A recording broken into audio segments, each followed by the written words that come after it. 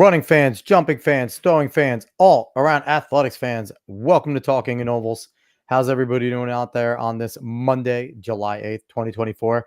Episode number 96 as we inch closer to episode 100. And then even after that, our 2-year episode. We're coming up quickly on that. Dave, what's up, brother? Do you remember when we first started this podcast journey? One of the pet peeves that we had was that the 800-meter worldwide was not where we were used to having it. Yeah. Well, I don't think we have that problem anymore.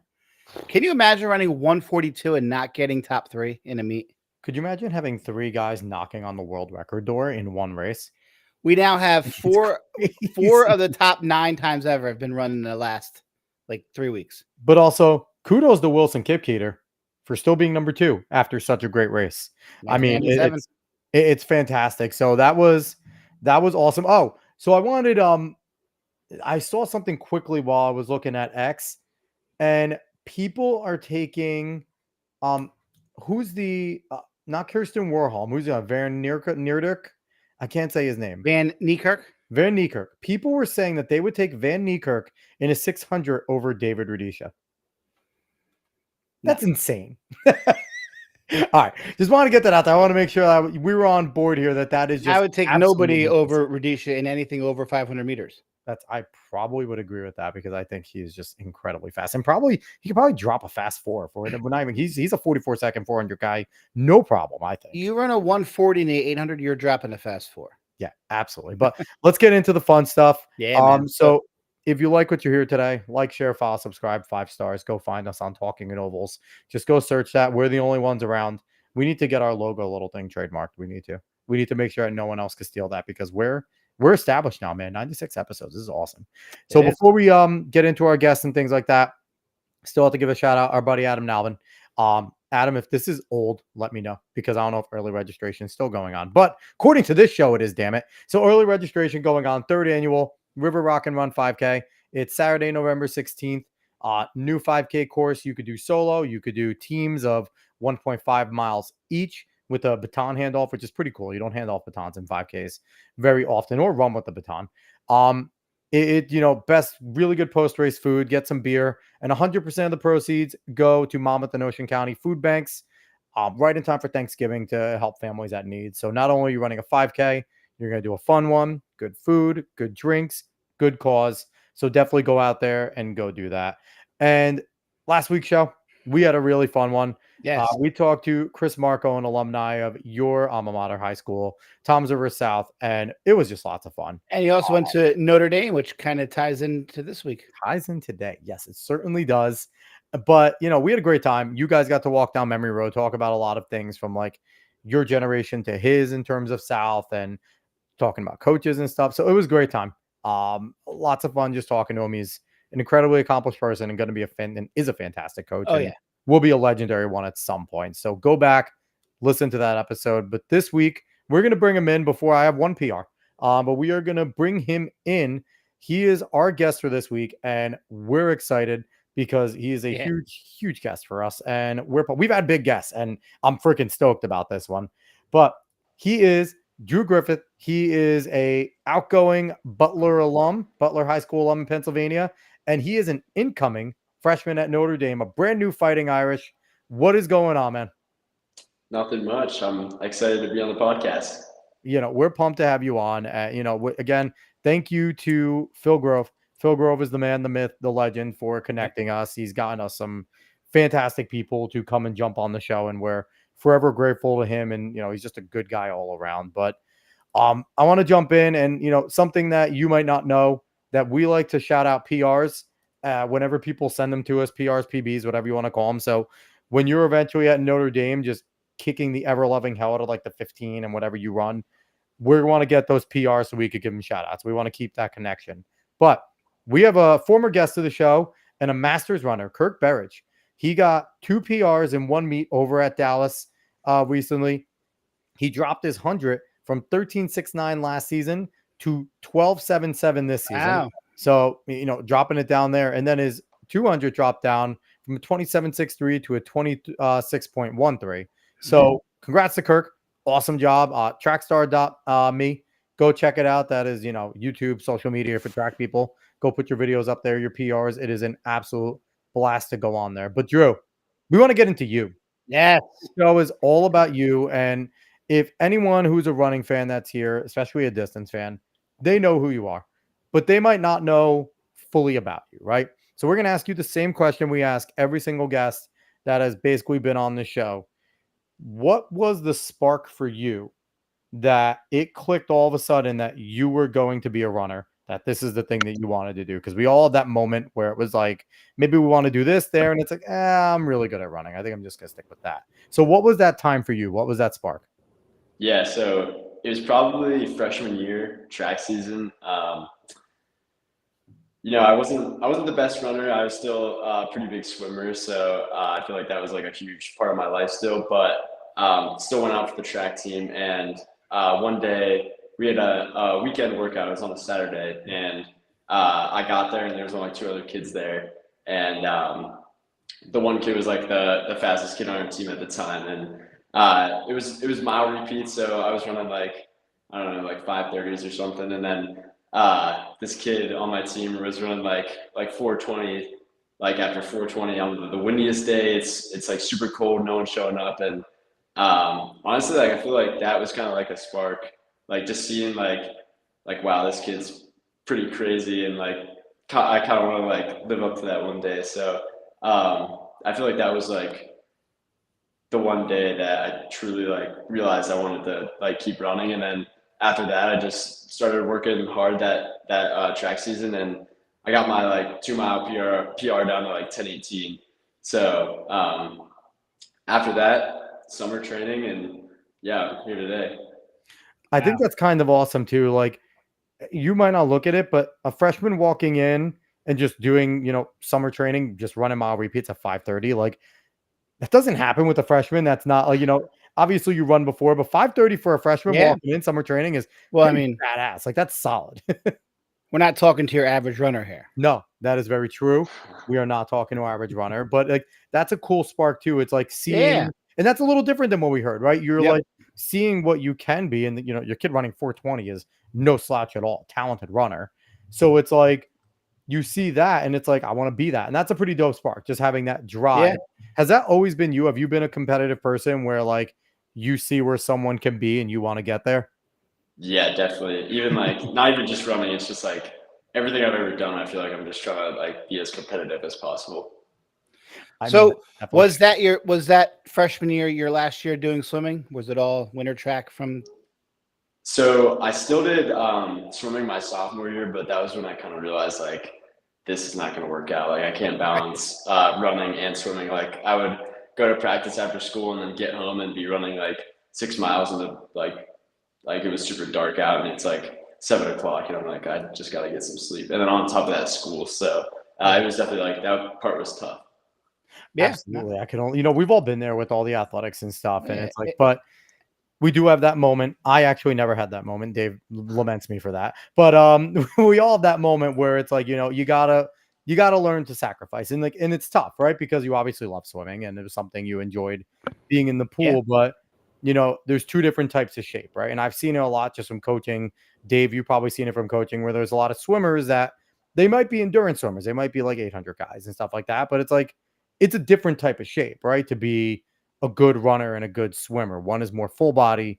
The other one is much more like lower body intensive. So how much did that like wear on you just, for swimming, having to go out and run, afterwards and things like that?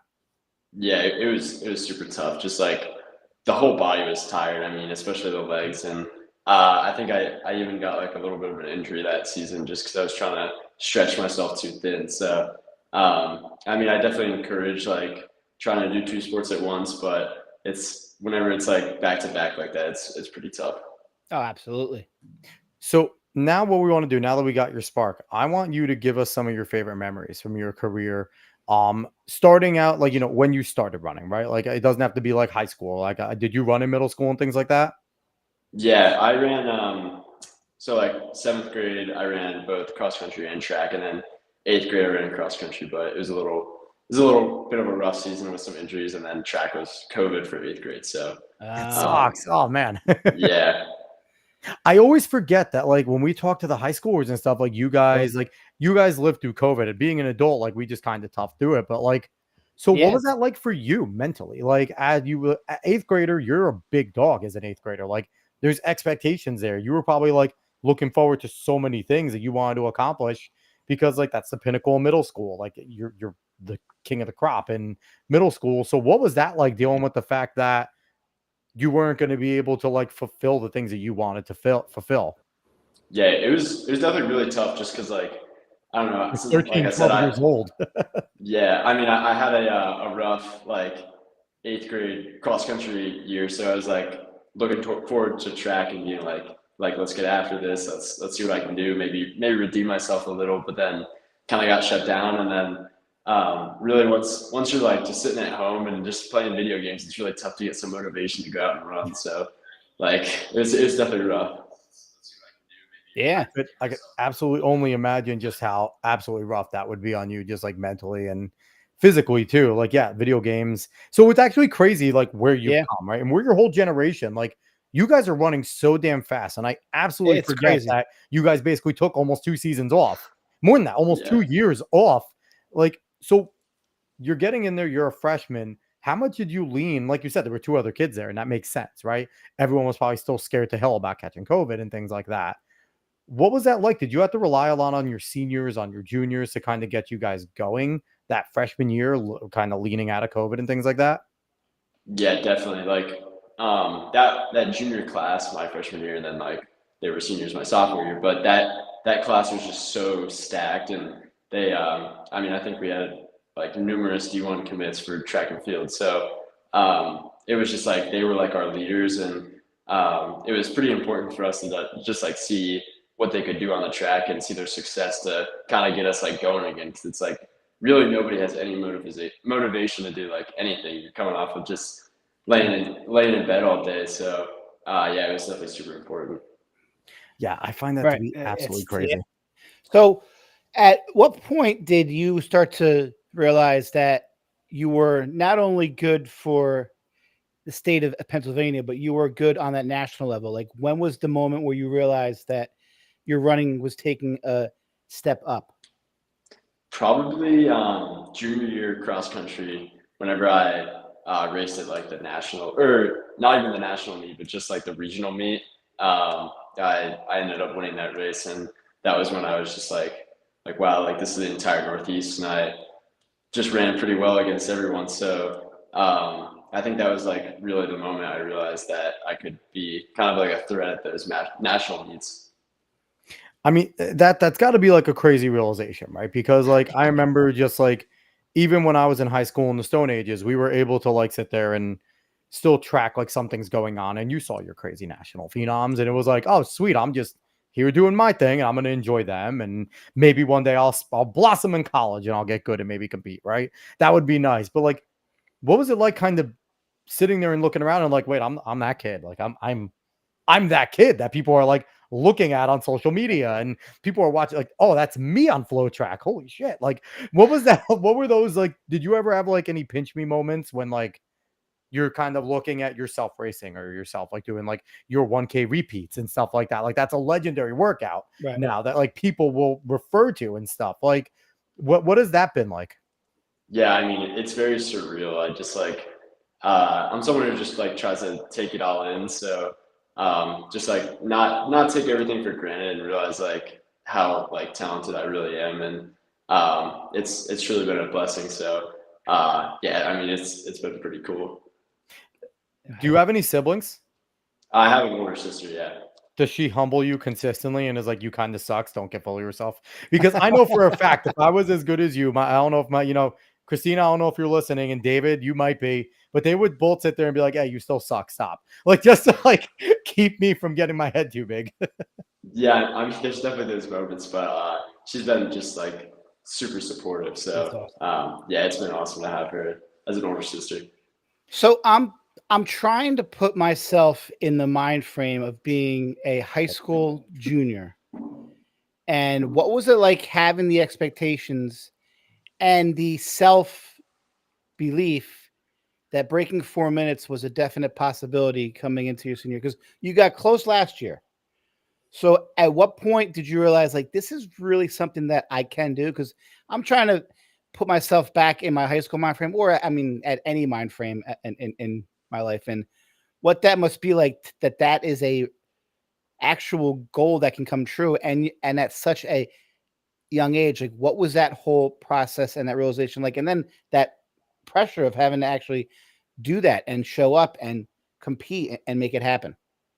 Yeah, I mean, towards the end of my junior year, I hit a workout before nationals that kind of indicated to me where I was at, and I mean, I thought I was kind of like closer to that like lower 4:0 minute mark. So going into the senior year, it was just kind of like, I mean, you kind of gotta wait a little bit because you gotta run cross country, but it's definitely on the back of the mind. So.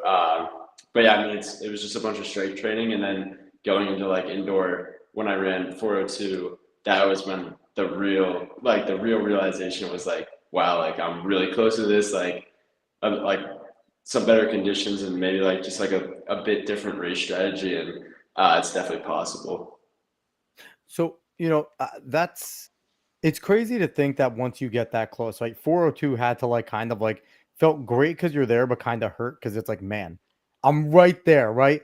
But you're kind of coming in like as you're like blossoming into a great runner.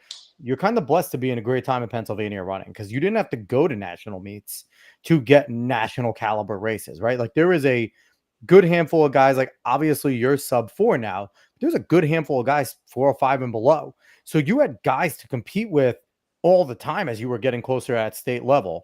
How much do you attribute like your competition that you had over in Pennsylvania that helped you to continue to progress? And then when you got to national meets, it was looking around like, well, this is just another state meet for me. Like I'm competing against this Yeah. caliber of guy all the time anyway. Yeah, I mean, it's like kind of crazy to think about it because at my state meet, my own district ended up going 1 through 5 at the state meet in the 1600. So like I had been racing those guys for like weeks now, like at dual meets and stuff, and I don't know, we just had 5 guys go like 4:0 or like under 4:10, and like that was pretty crazy. And even like last year or my junior year at the state meet, I got second, and it was to a guy that was also in my district that was also a junior. So it was like it's just crazy that like that's the level of talent that's in like my district alone in Pennsylvania, and then the entire state. It's like you just like want to try to be the best, and so does everyone else. So it kind of just like pushes you to get that much faster. See So, what so really quick, Dave, I just go want ahead, to yeah. follow up. As much as you're competing against those guys, was there also a little bit of pride as you guys went 1 through 5? And it was just like, because I know, like, in Jersey, we have groups and then we meet at champions.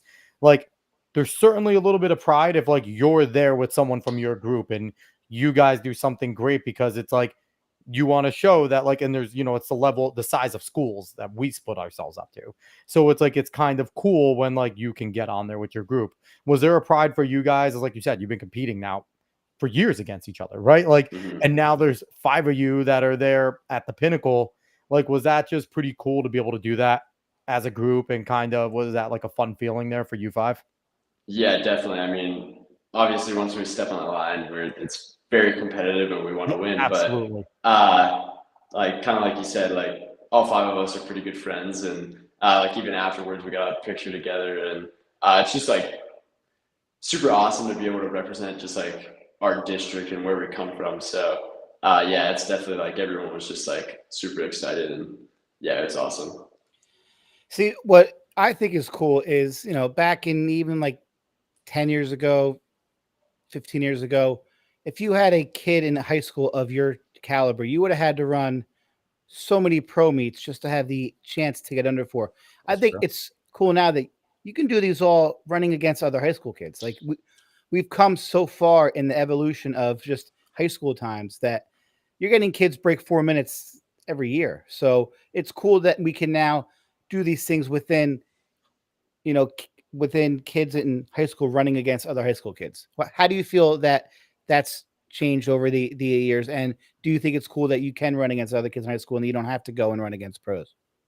Yeah, definitely. I mean, I feel like it just kind of like increases the prestige of it. Like, obviously I ran like 357, but I had a pacer there And then like compared to whenever I ran 3:57 for the 1600 at my state meet, like I don't know, it's just a different feeling knowing that you're running against kids that are like your level and they're like able to just like come together and be able to run like these incredible times. So yeah, it's pretty crazy how far the high school scene has come, and I think it's just going to keep getting faster. Yeah.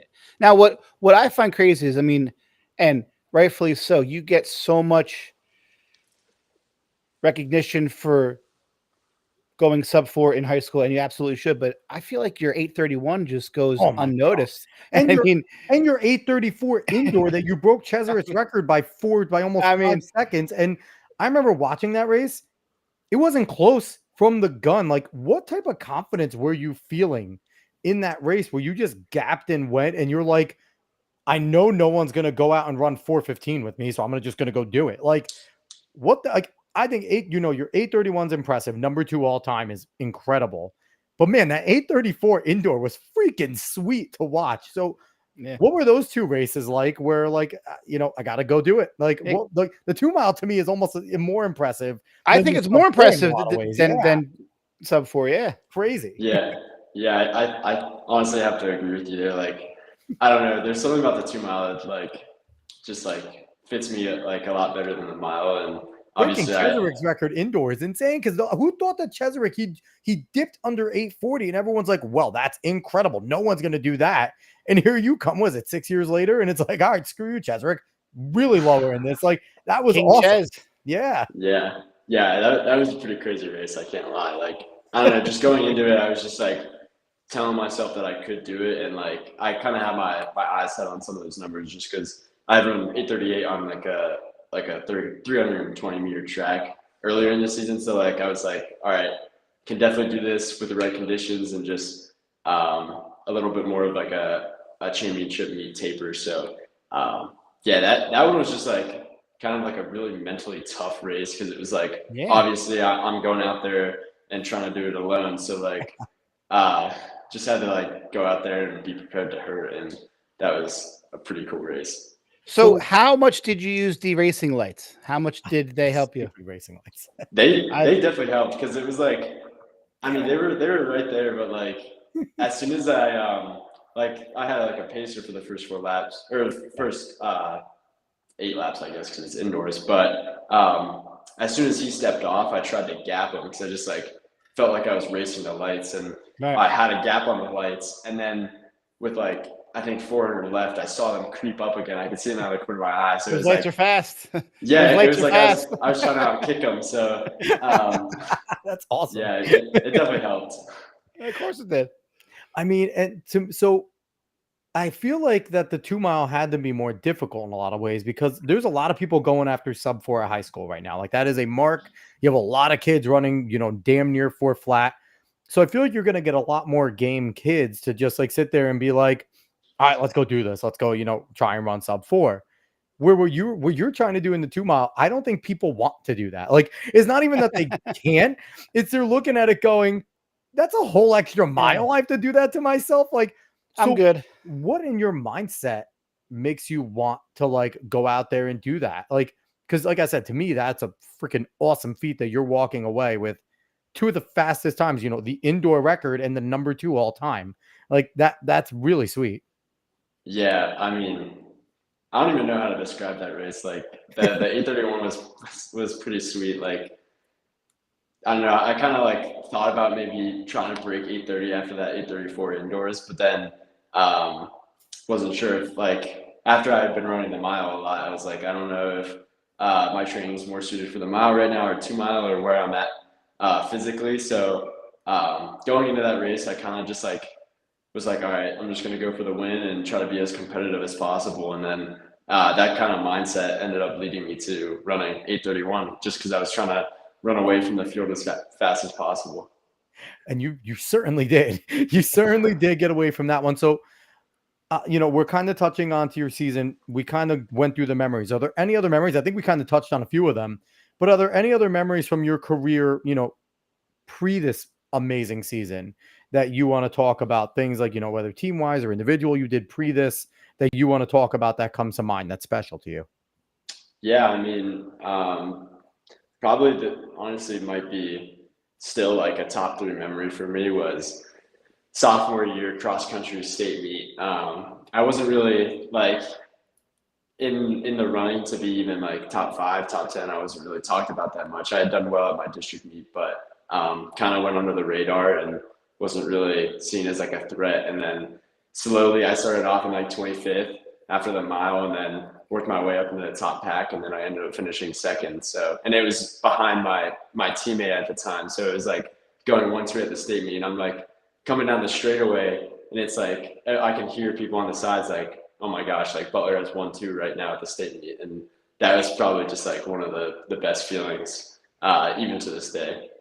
That's awesome. That's always the coolest part. Like we talk about, like a lot of our athletes' favorite memories are either like doing crazy things on relays, and yours right there is just like a team aspect thing, right? You have all this individual success, and one of your coolest memories is not winning, but finishing second as a sophomore. Your Like that's such a dope thing. Like you're not even that you beat your teammate, like you finished second, and just the pride of like Butler on your chest going 1-2, like that is just a cool memory. And I think it's like a cross country specific thing, right? Yeah. Because sure. it's definitely a cross country thing where, yeah, you're going for individual spots, but your individual spots count towards that team score. So it's like, get the next kid, get the next kid. Yeah. Like, that's always the goal. And Of course. to do that at states, and what a progression, right? Starting off like, all right, I'm feeling good. Let me just start picking guys off. It's like, wait a minute, I can do this. Like The smart way to run a 5K, right?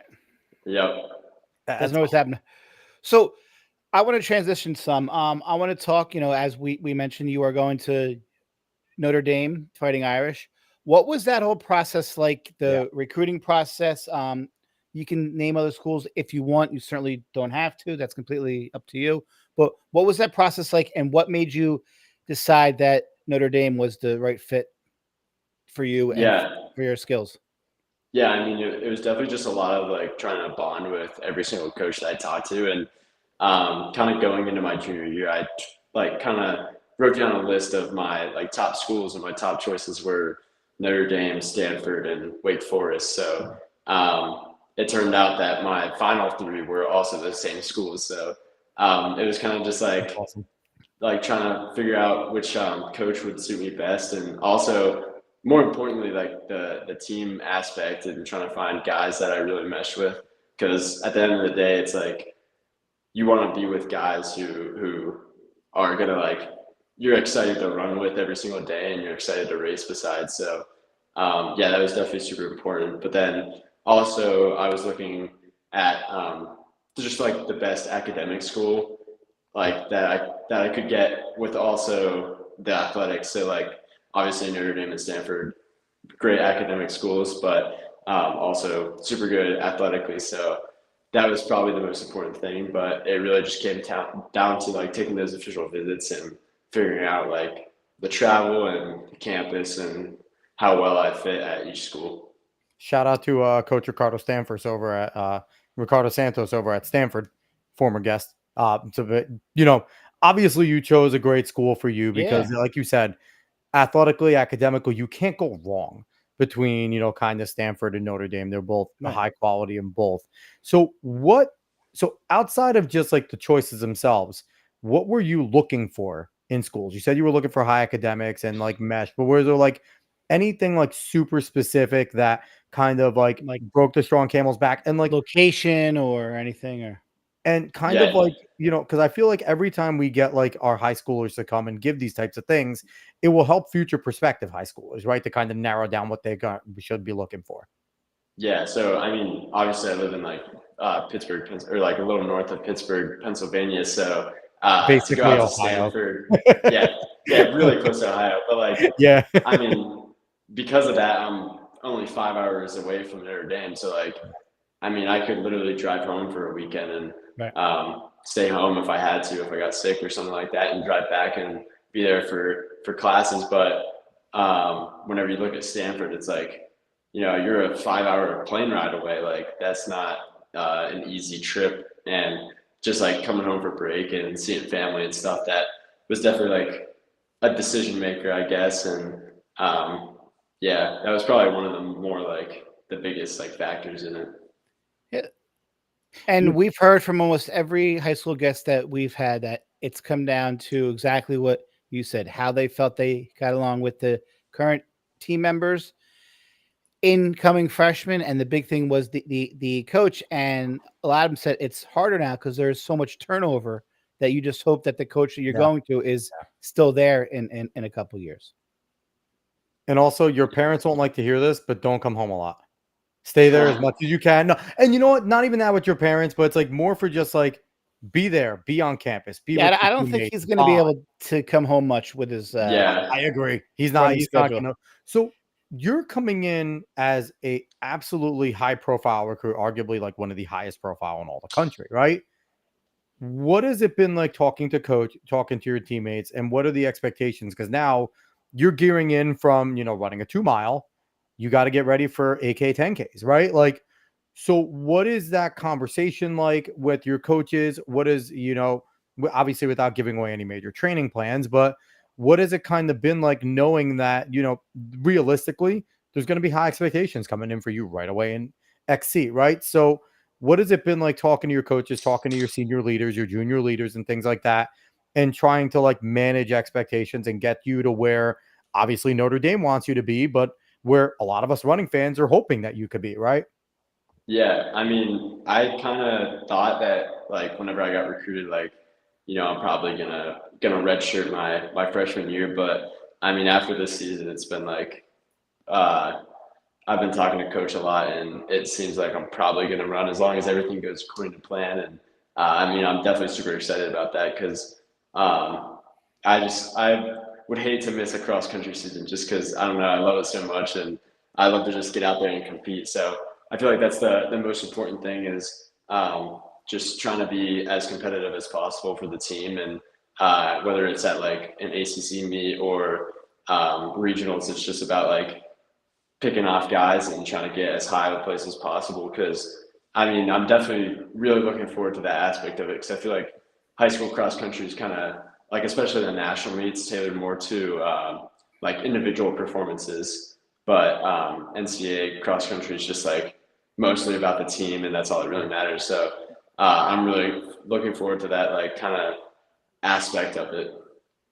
That's Can awesome. I point out that I absolutely hate that Notre Dame is in the ACC for all their sports? Can we start a petition to get them in the Big Ten? Because they belong in the Big Ten. Like, because When I was at Rutgers, they were in the Big East. I know, but where they are proximity wise and with the rivalries that they already have Doesn't with matter. Michigan and stuff, like, Are you really talking about proximity? We have Stanford's in the Big East and I the Big know. Ten. So, But it's like, but just the rivalry aspect there. Like, Anyway, I yeah, want so- to see that, but I don't know. I want to start a petition. So to get- Drew, don't while- ignore me, Dave. while you were going through this whole process of trying to get sub 4, I mean that's big time pressure. Did you have anybody else who had been through that reach out to you, like maybe like a Gary Martin type who was from your own state who did it maybe like 1 or 2 years earlier? Not that it's his job to, not that it's his responsibility, but did you have anybody who had gone through that process reach out to you, maybe give you some guidance and try to talk you through it? Because it's got to be super stressful. That's why I could not imagine what that whole process was like. Yeah, And great job.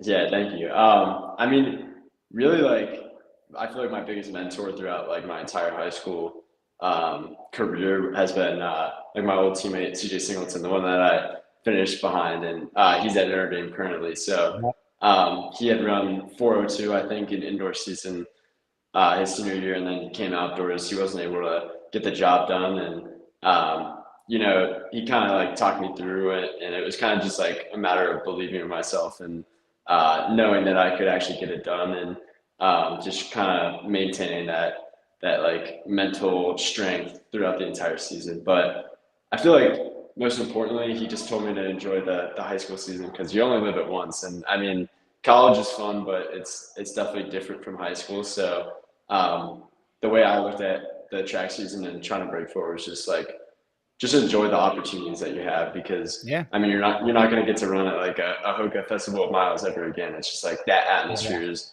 something completely different from collegiate running. It's just like super fun, and there's music playing, and you're getting cool intros and stuff like that. And then collegiate running is just like go out there and run and try to win. So definitely very different, and it was very important just to try to have as much fun as possible.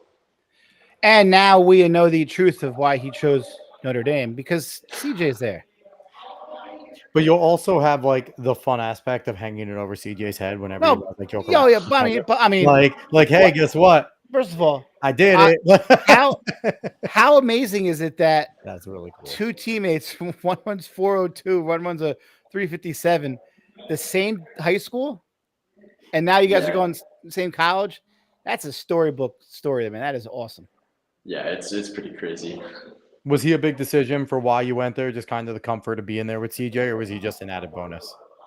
I mean, he was just like kind of an added bonus, but I feel like he was a huge part in getting me recruited at the start. It was kind of like he kind of like sparked that initial interest in the school, and then obviously it's pretty cool to like be able to know like he could like even like drive me to campus like my freshman year, and like he's just there, he's been through it, and he's like from where I'm from, and I already know him, so that was definitely just like a big added bonus. Yeah, it's so much easier. You can go on training runs and stuff now because he knows what to expect and things like that. That's awesome. Yeah, and something tells me you didn't need CJ to help with the recruiting process. No, I don't think. No, CJ helped him decide to go to Notre Dame. I think it wasn't. I don't think it was like it was him talking to Drew saying, "Hey, you should come here," probably to get him away from Stanford and Wake and things like that. I love it, man. What a cool story! Like, I mean, two teammates going to the same college, 402. Woo. Your coach is spoiled, by the way, over at Butler. I just want to say that. Shout out to coach. We're doing a great job of, I think there's like a misnomer that like when you have extremely talented kids that it just makes your job real easy. No, part of the thing is like harder. Yeah, I think some of it's harder, right? Because there's a spotlight on you that as a coach you never really want, right? You just want to go do your job and let your kids take all the glory. But then at the same time, you now have to manage high school kids and keeping them grounded and making sure they're doing good workouts and not getting ahead of themselves, like making sure that you're not going out and doing every 6-mile run at like 540 pace. It's like, no, take some of these easy, like go 630, go 645. It's okay. Like that's got to be hard. How much was your relationship with coach important to you in order for all your success of, breaking 4 and going damn near 830? Like how much was him really guiding you and kind of, working with him in terms of what you needed to do, what you didn't need to do and things like that? Yeah, it was super important. Like, I don't know, I feel like my relationship with him just like kept growing and growing. And just as we got to the end of both of our careers, because he's now retired, he went out after I finished my last race. So hell of a way to do it. yeah, he had a great career. I mean, I think he was coaching for like 40 some years, I think. That's like it? the total. Yeah, and I mean, he had coached like some pretty crazy athletes, and I just knew that if I just put all my trust in what he was doing and like his plan, I knew it would turn out well. So yeah. If I had been coaching 40 years and I got to end on that, like that's a no-brainer. I mean, like don't tempt fate. Get out while you can. So, Drew, do you follow the pro sport at all, track and field? Yeah, I mean, I try to keep like updated as best I can. Do you, which I think is great because I think that's really going to help the sport grow. When I was in high school, not that many people actually knew who anybody was, so that's cool. Second, are there any pros out there that you look up to that you might like think that your approach to racing is like theirs, or that you find that you like their style, or that you like how they race? Are there any athletes out there that you just that kind of inspire you that you look up to? Yeah, I mean, there's definitely like 3 that cross my mind. It's probably number 1, Yared Naguse, just because I mean, Notre Dame alum, and he's doing really well right now, and it's pretty exciting. And you're definitely going to meet Yared. I know he goes back to South Bend every once in a while, so you'll meet him. Yeah, for sure, and I'm looking forward to that. And then I feel like next up would probably be Cole Hocker, just because I don't know, the way he races is just like pretty incredible. I don't know, it's tough to. He's very ballsy. He's very ballsy. Yeah, it's just he's got a lot of confidence in himself, and I like it. And then probably third one would be Jake Whiteman, just because I don't know. I've always looked up to Jake Whiteman ever since he pulled off like the 2022 World Championship like 1500 upset. So over Jakob. yeah, like that was just crazy to watch, and Like I feel like ever since that moment, I've been a fan. So I've always been I rooting gotta for say, him. I am a little surprised at no Jakob and no Kerr, but I love your list. But that's what's great about this sport is that we can There's so many talk now. about this. Is that there's not only one, two, or even three people, even in the 15. Like there's so many there that people like. We love our boy Eric Holt because we've had him on our We love it. show. So, and we just think he's a tough guy who's been through a lot of crap, and we're pumped that he's now sponsored. But everyone has their guy that they love, and it's just great to see the fact that the Americans are now on that level. What I And that find you interesting guys can too. have like because I didn't really have I had no Americans that I could really root for that were on that actual level. So it's great that this generation can actually root for American runners that run the events that they run. What I find interesting is that like we find our favorites in the ones that we run because it's like interesting that he doesn't mention like that. Drew, you don't mention Grant Fisher. Grant Fisher is like the greatest distance runner of our generation, Right. right? Like 5K record holder, 10K record holder, can drop down and run a fast 3K, 15. Like the guy's a monster, but it's like we kind of stick to our events, right? Like you're a miler, and who knows what goes on in college, like Notre Dame, like who knows where you're going to get thrown into. The coaches always, after you train with them, they figure out like Steve Prefontaine famously was a miler, and Bill Bowerman's like, hey, you're not fast enough. Like he was easily a sub-4 guy competing, and you're not fast enough. You're gonna go run Make him 5Ks. care And about the 3 mile. he didn't care about the 5K, and then boom. So we never know. You're better. Like it's arguably your better race is the 2 mile. So I wouldn't be surprised if they're just like, hey, go jump over some barriers and take 200 meters off of it. Let's see what you could do. Like that wouldn't surprise me with your speed as well if they sit Indoor there and make you 3K. throw Yep. a steeple or a 3K. Like it would be fantastic to see. Well, that's Like what's where great you go. at running in college is that there's a lot more opportunities. There's a lot more different events. And then when you get indoors, you got 600, you got Drew, 1,000. do you guys have steeple in PA? Only like at national meets. So Okay, no, same not thing in really. New Jersey. New Yeah, York no. has it, but I'm in New York, and New York has the 1,200 or something like that. It's shorter. It's not, but it's a taste of it. So, have you raced against pros yet? Have you gone to meets where you've raced against any pros? I've been to meets with pros. Like indoor Grand Prix was like probably the closest I've ever gotten, just like being there with them. But I've never actually raced against pros. Because I know there's a lot of high schoolers that kind of rub elbows with pros now. Like if they're in those big meets, they'll be in like the seeded heats against them. We had Emma Zawatsky on the show. Emma ran a few races against pros, but it's like, so what are your pro aspirations? I know it's like really hard to look at now. You still got 4 years ahead of you. I'm hoping that someone is smart enough to give you and some of your teammates NIL deals because you absolutely deserve it. And I think like, I was talking to someone today and it's like, why don't we have signature shoes for our athletes? That's all we freaking need. Like, why don't we have shoes and spikes? But it's like, what are your aspirations? Are you looking to progress to the level of being a pro? Because I mean, we talk to pros, and unless you are Yara Nagoose, unless you are Noah Lyles, Sydney McLaughlin Lavone, there's not much money there. So, what are your aspirations when you go into that?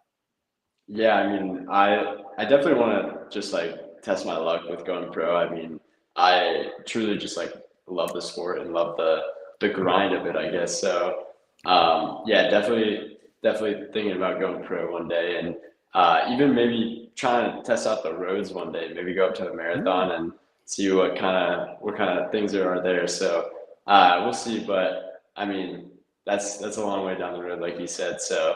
A lot of thinking to be done, but Let's yeah, worry about college first, right? yeah. And coach didn't hear that marathon thing. That's one of the worst things. Coach do not want to hear the M word Until before you he's done even with. run a race in college. Nah, So keep your options open, man.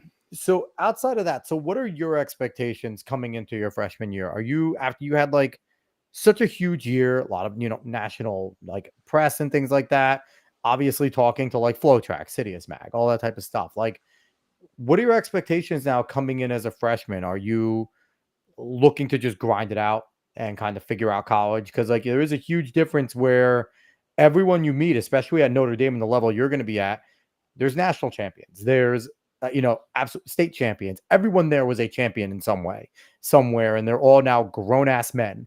It's not a bunch of like kids you're running against. Like you're running against 20-year-olds, guys with man strength that have like fully developed. So Well, now with COVID, people are in their like 9th year. Yes, you have like some 30-year-olds racing now, but it's like, so what are your expectations coming in now as you're entering into a world that are like, a bunch of these guys are future pros, future Olympians you're competing against? Yeah, I mean, definitely like the biggest goal I have is just stay healthy. Like it's gonna be a Good one. huge, yeah, like huge environment change, and I'm gonna try to get used to dorm life and eating not what mom's cooking for dinner and just like all that stuff. So it's a Learn to huge cook. switch. Learn Yeah, to cook. I'll tell you I right want. now, learn it, because you will sit there and you'll be able to go to some of the seniors' houses or whatever. And if you could cook Sunday dinner, number one, they'll love you. No, because everyone loves the guys that can cook. And number two, you'll be happy you don't like to eat crappy cafeteria food and you can make some of mom's cooking. I'm telling you right now, it's a great thing. Learn to cook. Yeah, I'm definitely working on it already, but it's not quite where I want it to be. So Trial but and I error, man. mean, Trial and error. I always thought that the hardest year of running for any distance runner is freshman year of XC because it's double in some races and it's just a different mind frame. And you are going against, like Alex said, grown men who are doing this for maybe their third, fourth, fifth, some maybe even their 6th year. So, Maybe so not as just talented, but definitely not more experienced. not that you shouldn't have amazing expectations because a person of your caliber absolutely should, but just go in and just don't lose sight of the fact that it's a sport and it's fun. definitely, yeah, I You know? definitely. So on the academic side, what are you looking to major in? I'm gonna be majoring in aerospace engineering, or possibly, Jesus, Christmas. yeah. So that's like it's definitely gonna be tough, but also He's maybe not like basket weaving, no. yeah, So what we're gonna have is we're gonna have the first ever pro guy running sub 350 in the mile that's about to go work for like Blue Origin or SpaceX. Like he has like you're gonna be like remotely working in the middle of like the Olympic trials. It's like, hold on one second, I gotta finish this spec. Elon's on my ass. Like that's gonna be awesome. So yeah. what are you gearing up for with that though? Because that is a demanding major, and you're now at a demanding school with A academic, demanding athletic, sport. every which way. So how are you mentally gearing up for that? Yeah, I mean, I've kind of been like pretty focused on academics, like even throughout high school. So um, it's pretty important to me. So I mean, it's gonna be tough. I mean, that's not an easy major, but I feel like it also kind of like keeps me on track as well. Just like knowing that I have to get my schoolwork done and get to bed and also maintain training. So it's a lot, but it keeps me on my toes. Well, So advice that I never obviously followed. you are. I'm sorry. Oh, real quick. Advice that I never follow myself. Take advantage of your student athlete space where you could be on your own studying, your own computer labs and things like that. Take advantage of free tutors. I know most schools for athletes offer free tutors. Use them. And your athletic academic advisor. They're your best friend. Those three things. Use those and it'll help you academically. Now, I never used it. I was an idiot at Marist. I think I used it a few times. But use it. If you're struggling, go get that free tutor. Everyone else has to pay for it. So Yeah, do it up. will do. Dave, sorry I cut you off. Nah, I don't even remember what I was going to say. So I suck. I'm sorry. no. It's all good. So I want to jump into our final thing that we ask everyone, and I love all the answers. I think you're going to give a good one since now I know that you're a borderline genius. But no, I'm just kidding. If you had the ability to change this sport in one way, because one of our main goals of this channel, of this show, is to try and get the sport more popular to casual fans so that in 3 to 4 years, when you're thinking of going pro, there's a league for you to join. There's not just scraping by, hoping to win prize money and maybe getting to a rank to enter into some gold and platinum meets. Like, our goal is to help facilitate leagues. Now we have Michael Johnson's league coming up. I mentioned Kirk Berridge. There's a track star league that's in development. We have things coming down the pipes, it seems. But if you could change something that would make this sport more appealing to casual fans and that will get pros that are working day jobs in order to train to get the pros paid good money so that they could just focus on being athletes, what would you change? I feel like it's just like the biggest thing is like access to watching the races, like having to pay like a ridiculous amount of money like every month just to watch like a specific like race is kind of crazy. Like and like with the Olympic trials, like there was like I think I heard like 5 million viewers the one night or something. It was great. No, So it was like really good. It was good. yeah, so like I don't know if they can somehow manage to just like keep the viewership up on even just like if there's like a league, like making sure that people are watching that league and kind of just like getting it like publicized so that just like people at home are able to watch it for free or like just like on the TV or whatever. So yeah. And that's going to I love be that's going to be hard because Diamond League's moving to Flow Track, and that's $30 every month. And I love Flow Track; it does a phenomenal job. One, I don't know if they're ready to cover meets at that level, and two, are people going to spend $30? I don't know. And here's the Yeah. thing too, and FlowTrack's gonna be mad at me for this. Nobody wants to watch another sport if they're going for one. If I'm going for track, if I'm going for wrestling, I don't want to pay $30 to see gymnastics. I'm sorry, I'm not interested in it. And that's what you get when you pay the 30. You get the whole array of Flow sports, which if I'm interested in 16 sports, I'll love that. But most of the time I'm not. So they need to figure out an a la carte feature where it's like, hey, you want to watch track? $10 a month, $1 or $2 for every single thing you add on. And then if you want the suite, I feel like they would get a ton more viewership because I'd pay $10 a month if I could just go watch them track. That would be awesome. The other thing I want to ask you, if there were some other leagues and if say they were, streaming's big, like we're on YouTube and everything, say there was a league and they're just like, hey, we're streaming free on X, Twitch, and YouTube. Would you like look for that and like watch that? Because your generation watches a ton of YouTube and things like that. Would that be something you might be like, oh shoot, whatever race is on YouTube, let's throw it on streaming? Like, would that be something you and your friends who like track would do?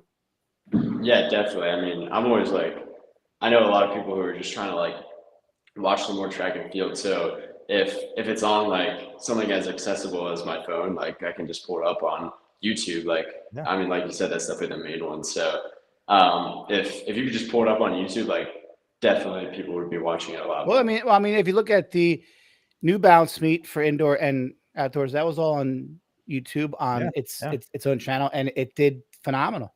Absolutely. And I just think, like you said, access and also promotion, right? Like we have to hunt down meets. Like, and there's some big meets that go on, and we have no idea where the hell they are. I didn't say it earlier, but I will say, if you haven't watched it yet, watch the documentary Sprint on Netflix. Really good. 6 parts. I think I watched it in like 8 hours. But, You're a junkie. But I mean, it really gets into like Noah Lyles versus Marcel Jacobs and Fred Curley. It ends at the Worlds last year, but season 2 is coming out, and that's going to go through the Olympics this year. But it really gets in personal, like talks about Shikari and things like. It's really good, and it gets into some of the crap talking that they have with each other. I can't wait till we have distance, and they are doing a Jakob Ingebrigtsen documentary too. I want one that's called Distance with new phenom on the team, Notre Dame, now sophomore, blazing the track. NXC, Drew Griffith, living up to his expectation. We follow him and 4 other athletes in distance. Yep. Boom. There we go. But Drew, thank you so much for coming on, man. This was lots of fun. Thank you. Yeah, no problem. This has been awesome. So hey, man, when you're getting ready for the 2028 Olympics, we'll definitely have you back on. Hell yeah, we'll definitely. All right, that sounds good. So once again, he is Drew Griffith. He's incoming Notre Dame freshman runner and Butler High School alum, Butler, Pennsylvania over there. Sub 4-minute high school miler. Sub 4-minute high school miler, 8:31 2-miler. What was your 5K PR? For cross country, it was 14:21. Jesus Christmas. So yeah, just really fast guy. So really, enjoyed having him on. If you want to follow him on X, he's at DGriffith914 up there on the screen. Follow him on Instagram at Drew_Griffith. Follow us on X at Talking in Ovals. Instagram also Talking in Ovals. You can find us everywhere. We appreciate everybody that was watching. I want to give a shout out and love. I don't know if you're still watching. Ian said, love the live version. We love you, Ian. You're the man. Former guest, Penn State alum there. So we're, always pumped to see you in there. Manchester alum as well. Boo, go Manchester. We love you guys. But overall, thank you so much, everyone, for watching, listening, all that good stuff. We will be back next week with another fun episode.